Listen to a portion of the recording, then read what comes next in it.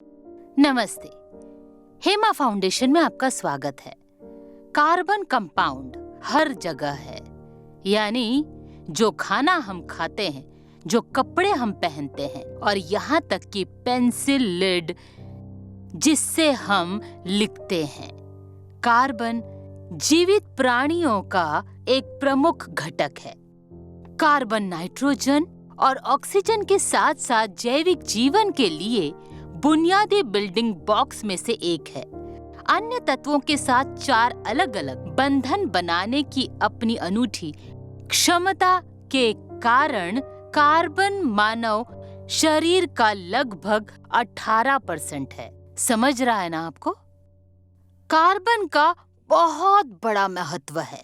इस अध्याय के माध्यम से आप प्रेम, उदारता, अनुकूलनशीलता और लचीलापन या स्वीकार करने और सीखने के लिए खुलेपन के बारे में सीख सकते हैं। कार्बन की लचीली प्रकृति और अन्य तत्वों के साथ अपने इलेक्ट्रॉनों को दूसरों के साथ साझा करके मजबूत बंधन बनाने की प्रवृत्ति दूसरों के प्रति और प्रेम के विशिष्ट उदाहरण है।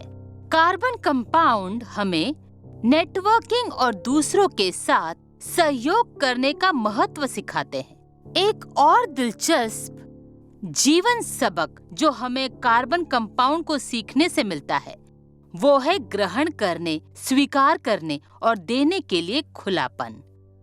कार्बन से जुड़ी कुछ प्रतिक्रियाओं में एक तत्व आसानी से जोड़ा जा सकता है या एक तत्व को दूसरे द्वारा प्रस्थापित किया जा सकता है। ये लचीलापन समायोजित करने और अनुकूल करने के लिए खुलापन दिखाता है।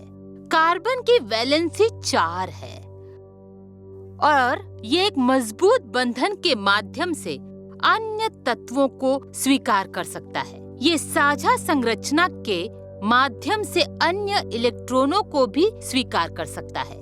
एल्केन्स के निर्माण में एल्केन्स और एल्काइंस और अन्य सभी ऑर्गेनिक कंपाउंड ने कार्बन की इस मौलिक प्रकृति का उपयोग किया है। कार्बन के साथ योगात्मक अभिक्रिया, प्रतिस्थापन अभिक्रिया संभव है। आपने इस अध्याय में सीखा है। अनुकूलन और लचीलापन सीखने के लिए खुलापन क्या दर्शाता है? ये वो मूल्य है जिनकी हमारे जीवन में बहुत आवश्यकता है। अगर लचीलापन नहीं है तो कार्बन द्वारा बनाए गए सभी बंधन टूट जाते हैं और कमजोर हो जाते हैं। इंसानों के बीच संबंध तब बनते हैं जब लोगों को वैसे ही स्वीकार करने की तैयारी होती है जैसे कि वो हैं। ये हमें ये भी सिखाता है कि जब स्थिति की मांग हो तो बंधन कैसे बनाए या तोड़े जाए।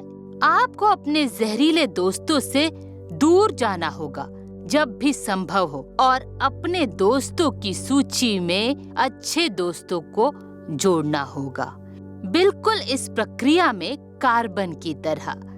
अब आप नीचे दिए गए कुछ प्रश्नों के उत्तर देंगे और मैं आपके पास जल्द ही लौटूंगी।